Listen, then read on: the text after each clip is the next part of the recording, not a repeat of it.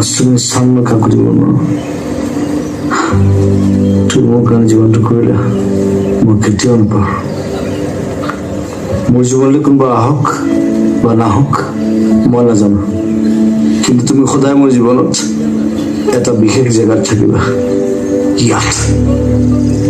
যদি অসম আহা মোক লগ কৰিবা আহিবা